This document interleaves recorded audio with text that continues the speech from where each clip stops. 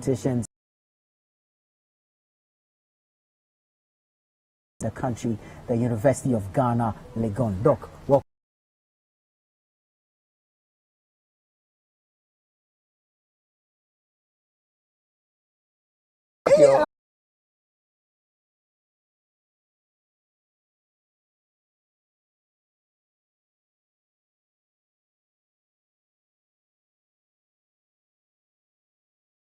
What are some of these other things? Yes, you know, in the 80s, a lot of Ghanaians, for that matter, had to sojourn outside, go outside the country. Some went to Germany and other places. And so the 80s had them bringing back some of the cultures, especially with instrumental music. They brought back some synthesizers, which they added to their music. There were more of electronic music. For instance, the guitar, for instance, they were using more of electric guitar instead of the acoustic guitars and all those things. And there was also fusion of musical styles like reggae and all those kind of other genres that were not authentically Ghanaian, were now inculcated in Ghanaian music. So you could have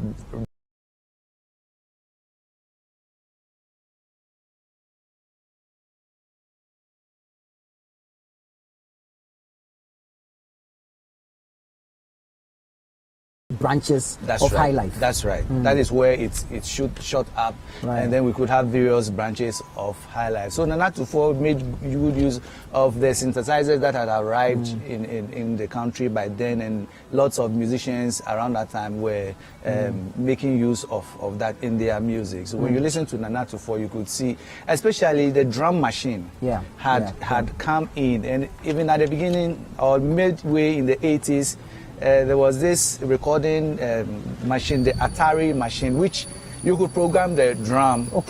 I'm sure we'll be discussing people like Charles Samoa and the rest in this one. Yes, they were very good drummers, and they could use the drum machine to program their songs. And so some of the rhythms you hear are hard to play but easy to listen to. But he was able to use the machines music, and so most musicians took advantage of it and then added them to their music. Nana Tufo had amazing songs, but one that easily strikes you is Dinah. Dinah, yes. Yes, tell us about Dinah. Dinah is a love story, I think. I'm sure he talked about somebody called Dinah. I always want to liken it to women. I don't just want to focus on the name Dinah. Or restrict it to one person. To one person, so that he was craving for his love.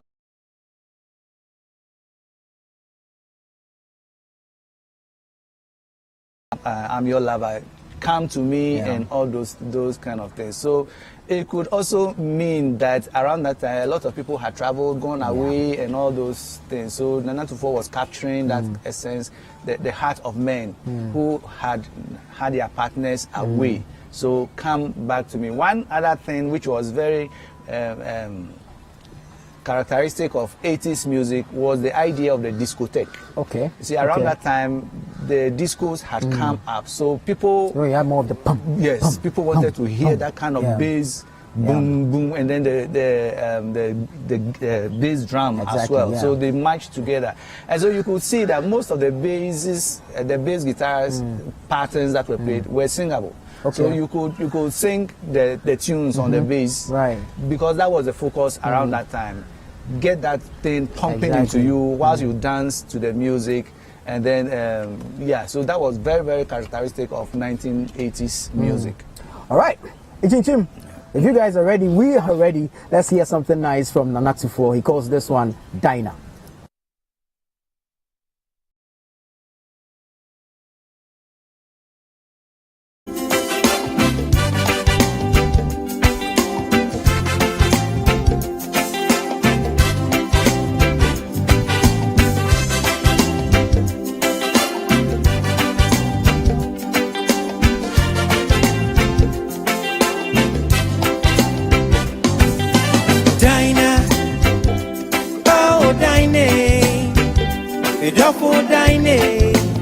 So I'm Mammy Whoa. Dinah, oh Dinah, Pedofo Dinah, so Mami wo. If you see, or duck on your door, oh, Dine, so Mami wo. If you see, or duck on your door, oh, Dine, so Mami wo.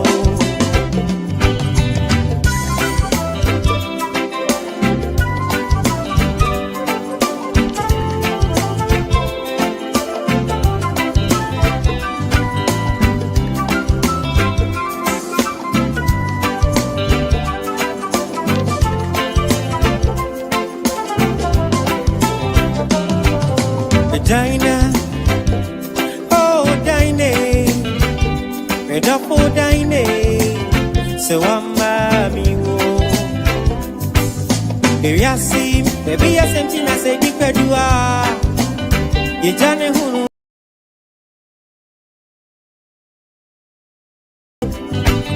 Baby I see, our real point. Eating a friend, our real no one. If you see a duck on your door, oh, Dine, so Mami wo. A Dina, oh, Dine, a duck for Dine, so Mami wo. A Dina, oh, Dine. Me double dine, so Mami wo. Do you see?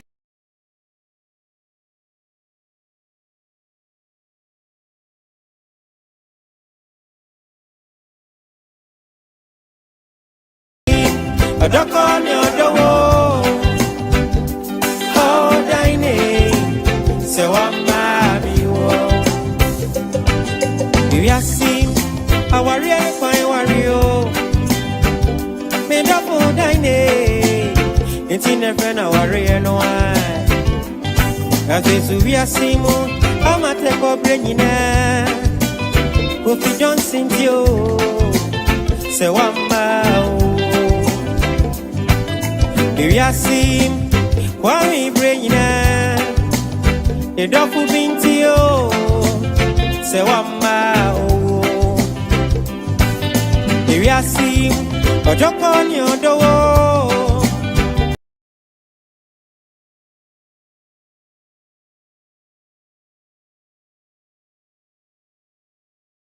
your door, so Mami wo.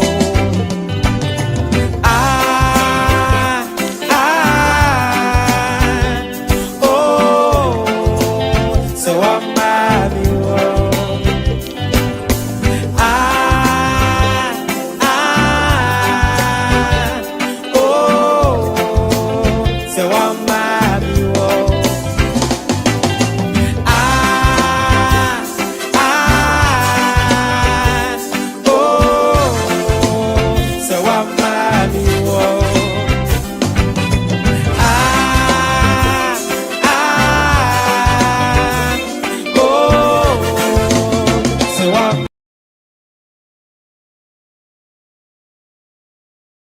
I mean, you can never go wrong with a Chin Chin band. Yes, right. An absolute beautiful rendition of Dying Up by Nana 24, and we love it.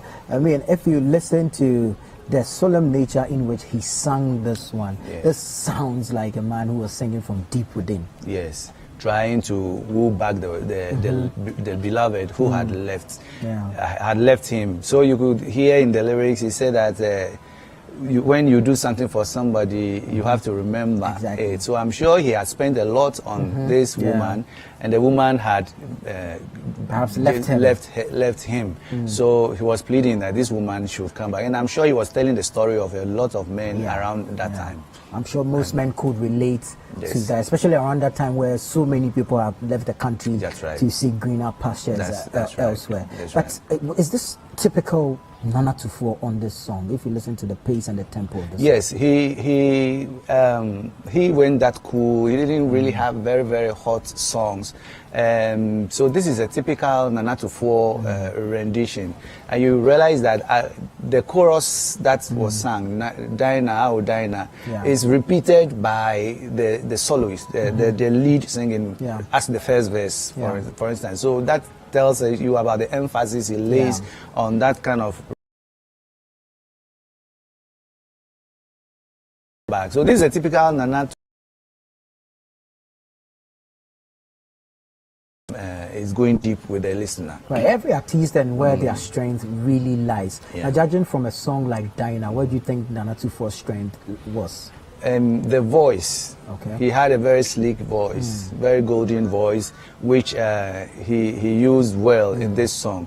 You know, when you want to plead with somebody, you have to be that kind of humble, and it was telling in his voice. So Nana Tufo had that kind of voice, very sleek. It wasn't that loud, but he could do whatever he wanted to do with that kind of voice. So his voice was one asset that you can't take away from Nana Tufo. So what I gather from your analysis of this song is the message of one, the voice with which he sang, and the fact that he was able to put himself in character, bring out the emotions of a man who was really pleading for a lover to return to him. That's it, and that is what artists now need to know. If you want people to get your message, try and get into the mood. The person you are singing about, and that message carries more weight than you just trying to act out something which doesn't really, people see you as just telling some story which you don't really mean. But if you want to mean your story, then get into the mood, and then everybody will take you serious. Right. Okay, from one legend to another, whom unfortunately we've also lost, Jewel Akan from the Western region came to stay.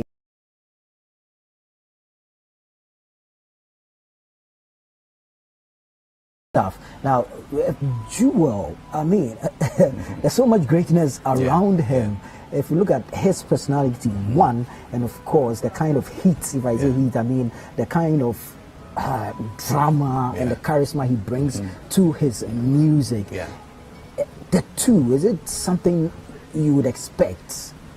Jewel Akan was one of the people who studied under CK Man, and coming from the secondary background, he came back to settle in the greater Accra region. Like you say, he had a certain personality, huge, big man, but the voice was so sleek, small, so you couldn't even match the voice with the person. If you want to do that, you feel. But he sings, and then you can tell that this is somebody. I even love his falsetto singing. That man with that kind of high pitches that he sings is so unique to him. And like Nana Tufo, he also had a very unique voice, and he could do anything in terms of vocal. He could just do anything with a voice and tell his story. Trying to blend, I'm sure he tried to blend what he studied under CK Man, and then with what he gathered also around his new environment in Tema, and then he... Which wouldn't have been so different, because where he's coming from is one port city, and then he came to reside in another port city. That's so right. Perhaps the environment may not have differed so much. Yes, so maybe that's why he was able, because the life in the port cities might have some similarities that he could rely on, and then be his brand that he created. Okay, now if you look at Jewel's level of voice and dexterity, it makes it difficult for one to copy him, right? Yeah. As I said, the kind of pitches that he used to sing, unless if you want to sing Jewel Akan, you don't have that kind of high pitch voice, then you might have to always transpose his songs to be able to sing, and whether it carries the effect that he intended at the beginning, is another issue. You can't sing Jewel Aka with a big baritone voice, that kind of thing, because he wants to really hit that kind of. You'll be lost for breath at some point. That's right. So Jewel is unique in his special area, using that kind of vocal falsetto voices to create that brand of Jewel Aka. He had some gospel songs as well. He had, I think, Asumdri. He also even collaborated with gospel artists, Joyce Blessing. Whilst he was alive, he did some collaboration with gospel artists. Aside the High Life that he was noted from, and even with High Life music, he collaborated with a lot of other musicians, Amachi Dede and the rest, to come out with very good music.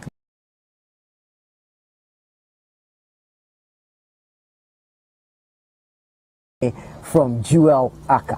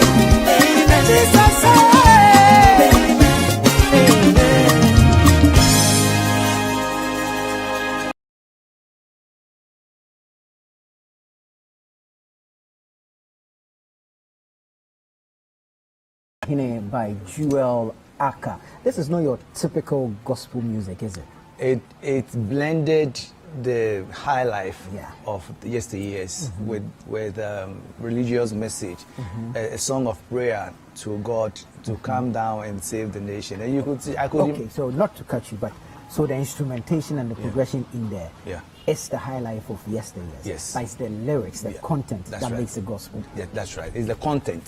And I would say the rhythm that is driving the song also could be likened to some of this high life music. We had something called gospel high life. Okay. And so this is a typical gospel high life genre of music where the lyrics rides on high life music to thrive, so that you can dance to it, and you realize that Akan chooses his rhythm very well because of the message that he wants to send across. He's not that person who is rushing on the song because it is a prayer. He wants to capture the prayer mood, at the same time capture the Ghanaianness, which is the high life of yesteryear. So he had a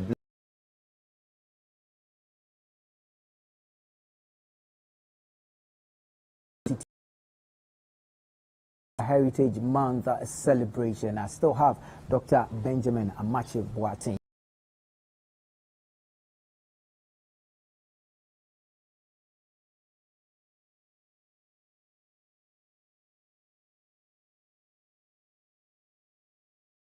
And by Divine Citronella Candles. My name is Nanatufo Boateng. You would want to stay with us because after this break, it only gets better. We'll be right back. Ago.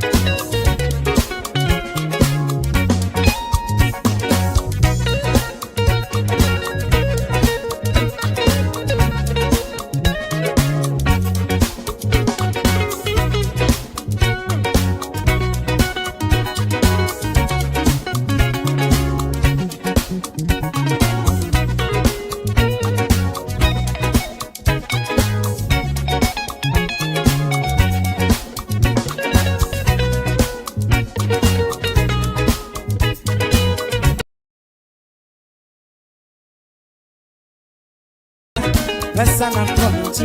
If you say good to ya, next year I never cry. Two, the child was snoring. You be terrified. Asana was so applied.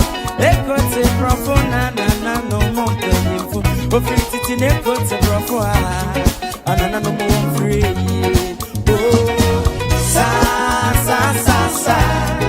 Come on, you know, I can't push you. Sa. Come on, you know, I can't push you. Sa. Come on, you know, I can't push you. Sa. Come on, you know, I can't push you.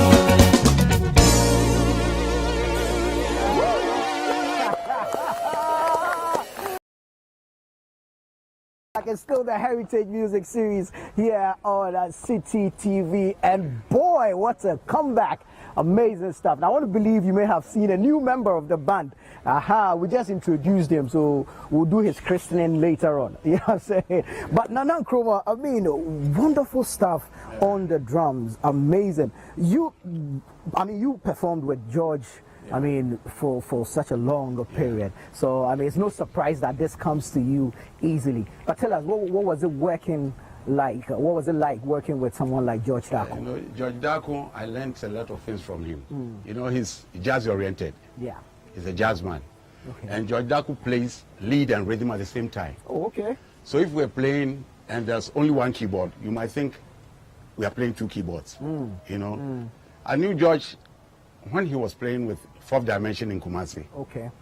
Before he traveled out. You know, he was a soldier. Yeah. Before he traveled. So he had that rhythm, full of rhythm. And if you are playing with George and you are not a hard drummer, you can't. Okay. Yeah. He loves because of that is Yeah. it. So when I joined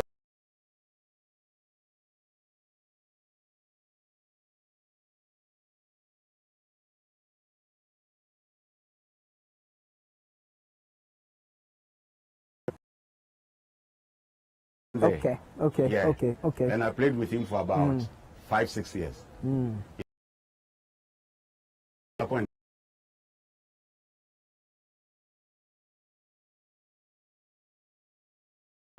So when the band dissolved,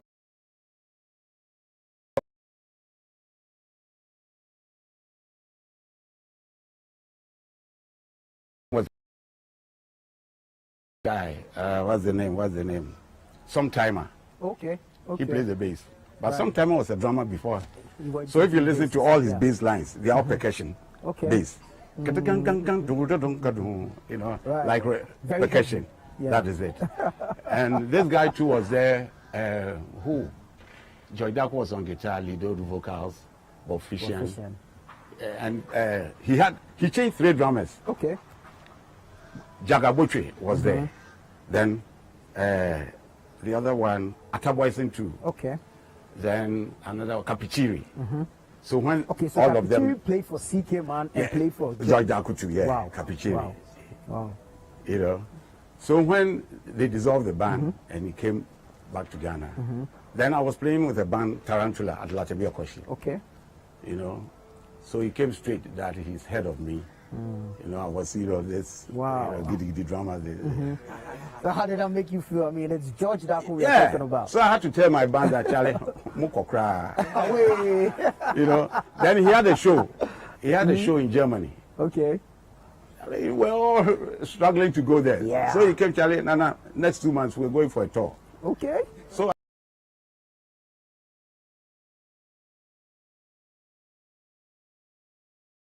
But you went originally on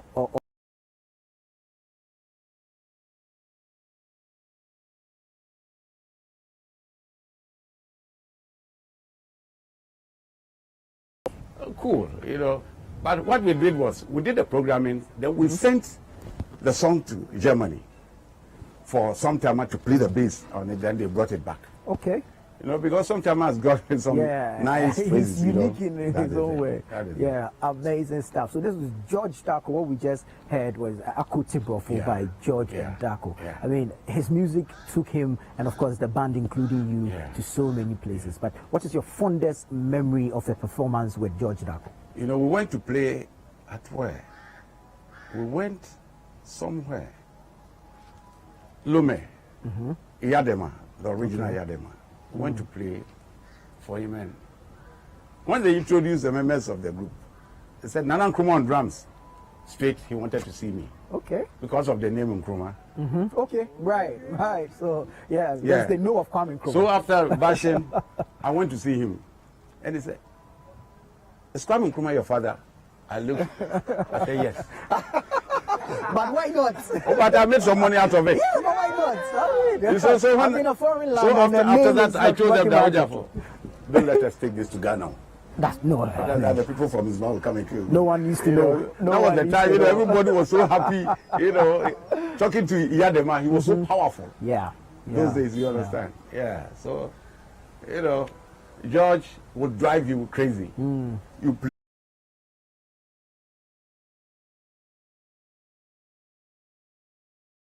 You never get tired with. Okay. So this is during a live performance. That is it. Right. So perhaps he's noticed that you are wearing off, and so he comes to play loud in your ears to wake you up. Yeah. So that's why I said he plays the lead and the rhythm at the same time. Yeah. Great guy. And he played. You know, George became George because he played with strong guys. Bofishan. Yeah. For the past 15 years, he was Lana Richie's keyboard player. Right. Serious keyboard player. Then Sometimer, Jagabotri, all those guys. You know, when I see them, those days, anytime I see them playing drums, about drums, I say, no, but maracas. Because what they are playing, you can't compare. No, you come nowhere near. You understand? That is it. All right, so much to learn. Amazing musician, drummer there. But let me go back to Doc and pick his thoughts briefly on George Darko. I mean, Doc, you've heard Nana Nkrumah, who worked with the man George Darko, but what do you make of the music of the man we are celebrating at this point, George Darko? Yeah, George Darko, I would say, marked the turning point in Ghanaian music. By then, as Nana Nkrumah said, he had sojourned in Germany and somewhere in Europe and had brought back some musical traits from Germany. And so he started with starting the Boga High Life.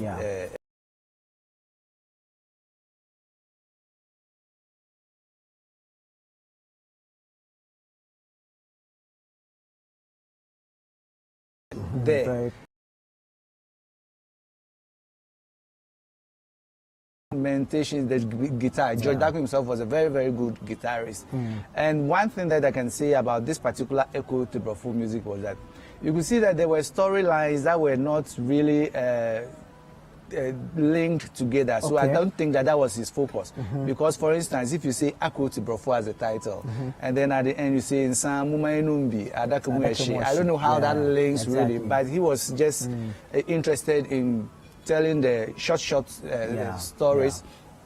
But as I said, the driving force of his music was the rhythm, to get people dancing, to push people on the dance floor, and this was characteristic of music of the 80s. That was George Darko. So more energetic, more vibrant, and then the zeal to get more people onto the dance floor while they enjoy his music. Let's move to a person who perhaps may have had some similar traits to George Darko. I'm talking about Charles Amoah. He brought something new, including a hairstyle.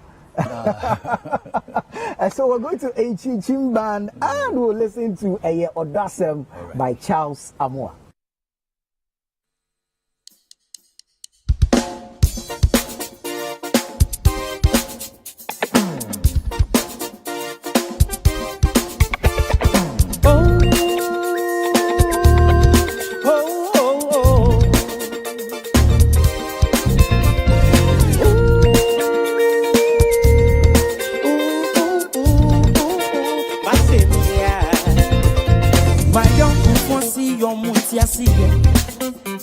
and I say me soup by as a sound.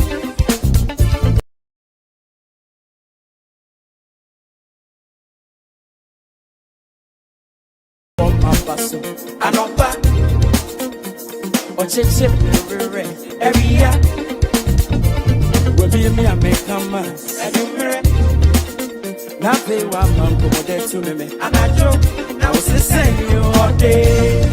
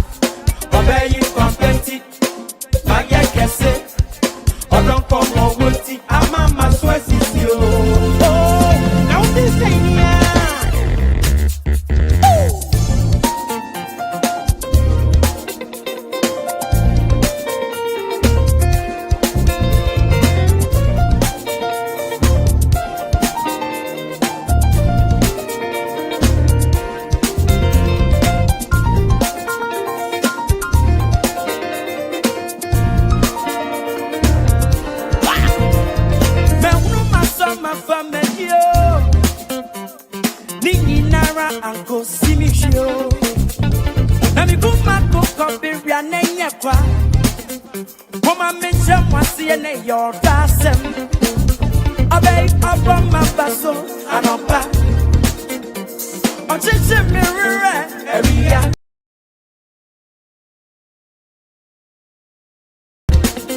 Now play 1 man, come on, that's him, and I joke.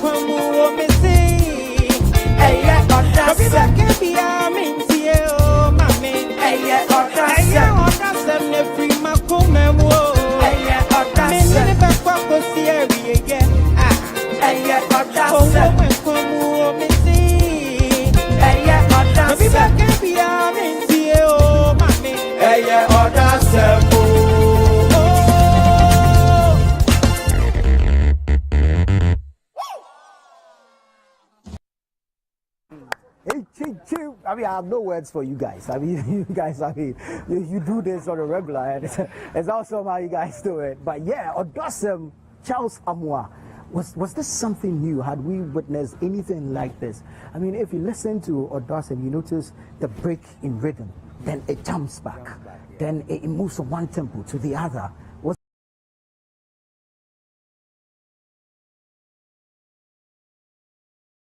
Was coming.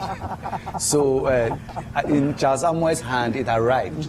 He made very good use of these synthesizers and all that.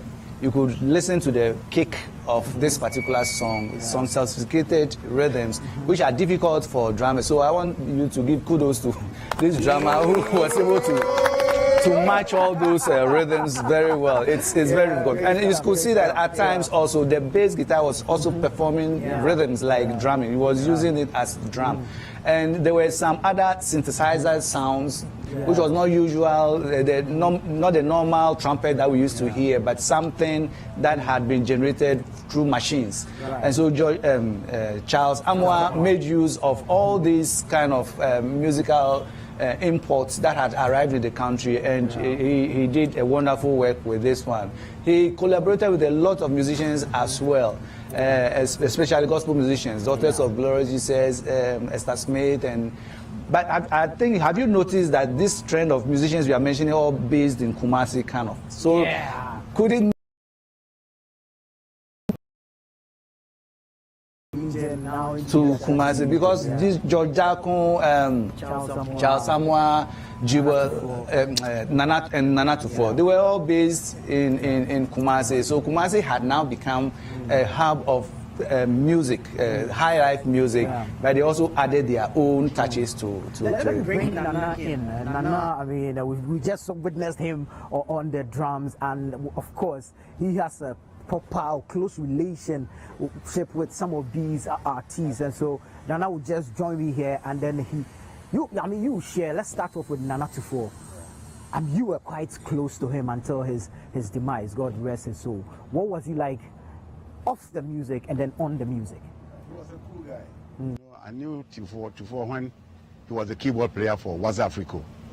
He's a keyboard player. Most people don't know. Yeah, he was their keyboard player. He wasn't singing. Then he stopped singing with the keyboard and started writing songs for people. Okay.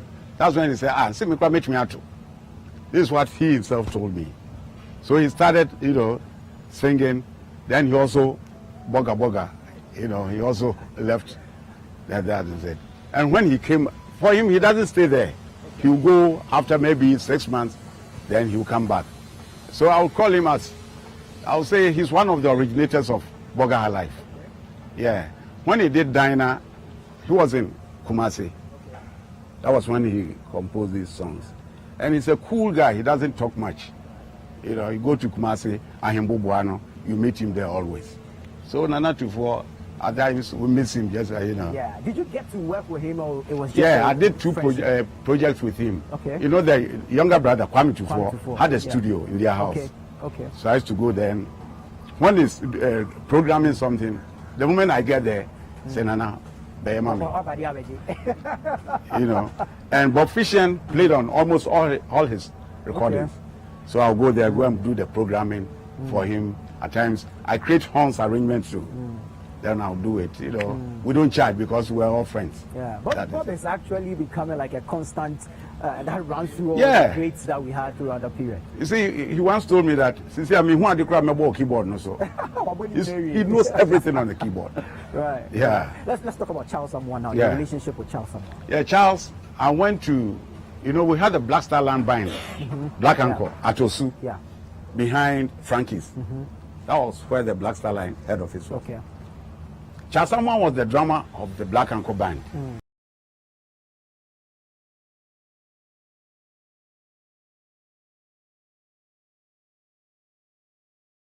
And the guys they were saying, he does everything like Charles Samoa. So when he left, I took over the drums. Okay. Then Charles left. But we're getting in touch. Okay.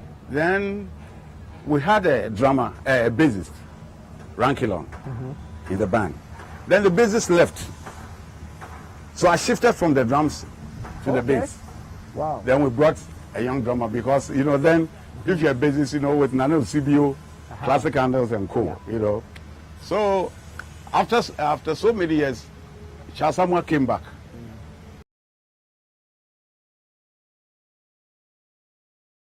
And up to now, he's one of my closest friends.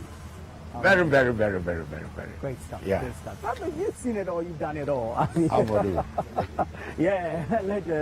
and that's how come programs like this are important. So we tap into the wisdom, one of the academicians who know about the music, and then two of the individuals who have lived and walked the talk when it comes to authentic Ghanaian music. This time we're looking at the evolution of Akan music from the 70s all the way to the 2000s.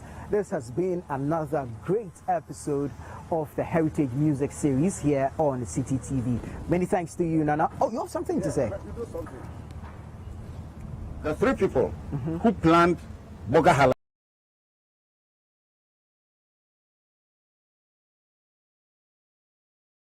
And Charles will tell you, for him, he plays pure funk. All his songs are funk. Yeah. You see, the moment you hear his song, you know that he's a drummer. Yeah. You see? Yeah. So, all his songs, and he loved to do his things like Michael Jackson. And if you see him behind the keyboard, you malu. Wow. So You know, they were all based in Germany. That's why they termed the thing Burger High Life.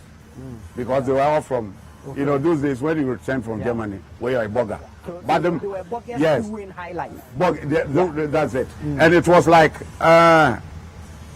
funky high life. Okay. But because we are from there, we term it Burger High Life. But truly, it's funky high life. This had more energy to it. That is it. It's 4/4 beat. Boom, ba, boom, ba, boom, boom. They're all burger funky songs. Thank you so much for that. I mean, there's so much to learn. And of course, we'll make time to catch you again on another episode so we can pick more wisdom from you. Doc, thank you so much. It's always a pleasure having you. And my people, the Inchin Band, you guys are amazing. We love what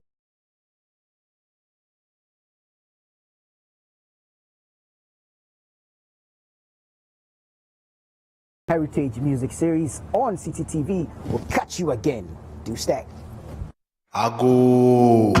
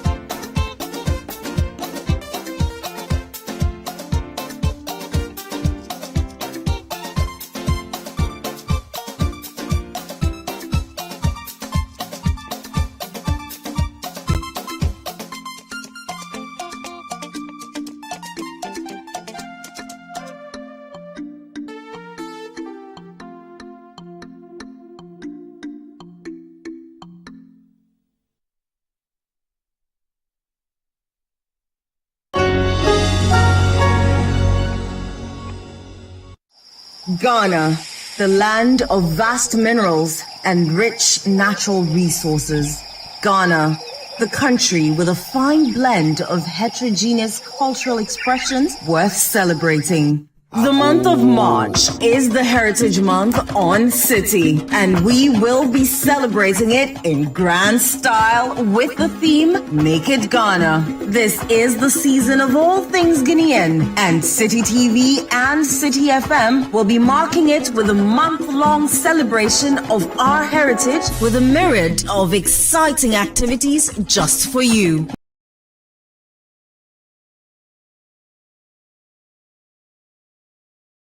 Diversified culture of our people, food, places, and music from the 1st to the 31st of March. Watch out for the Heritage Caravan Diaries and Moments as we embark on a journey full of fun, education, information, wonderful memories, and great bonding moments with the Heritage Caravan from the 4th to the 11th of March. To crown the Heritage Month celebration, we will treat ourselves to delectable, authentic Ghanaian cuisine from the northern, middle, and southern zones of the country that reflect our true cultural diversity with a Back to Your Village food bazaar from the 25th to the 26th of March 2023. Remember to make it Ghana in this season of the Heritage Month and beyond. The Heritage Month on City is powered by City TV in partnership with the Ghana Investment Promotion Center, National Film Authority, and Ghana Tourism Authority with support from City FM, and it is sponsored by the National Lotteries Authority.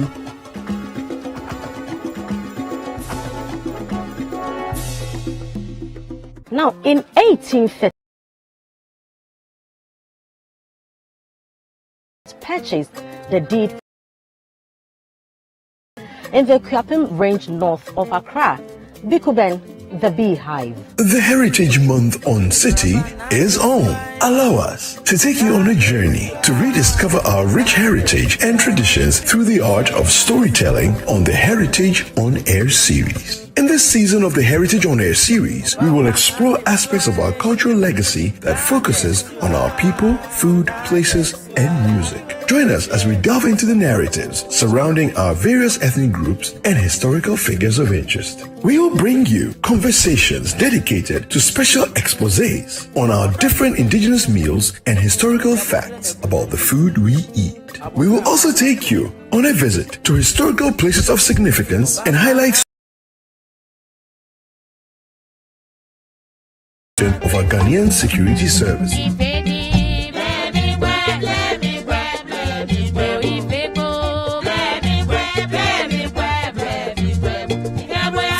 We'll walk you through the evolution with a detailed appreciation of our Ghanaian musical prowess from antiquity. Let's make a date on City TV and City FM from the 1st to the 31st of March 2023 as we bring you the stories that reflect the diversified culture of our people, food, places, and music on the Heritage On Air series. The Heritage On Air series is powered by City TV with support from City FM and is sponsored by the National Lotteries Authority. Is this Nani Flop? Yes. What is it with pig feet? No. Ghana is a country that's full of historical antecedents and rich cultural heritage. What is a rich cultural heritage without soul food? And what is soul food without a touch of ethnicity? And what is ethnicity if it's not from your village? The season of all things Ghanaian is upon us, and we are here to celebrate an aspect of our Ghanaianness with the Back to Your Village Food Bazaar, happening live from the 25th to the 26th of March 2023 at the forecourt of the Accra Metropolitan Assembly. Come, let's treat ourselves to delectable, authentic Ghanaian cuisine from the northern, the middle, and the southern zones of the country that reflect our true cultural diversity. While at it, we'll be jamming to genuine Ghanaian music amidst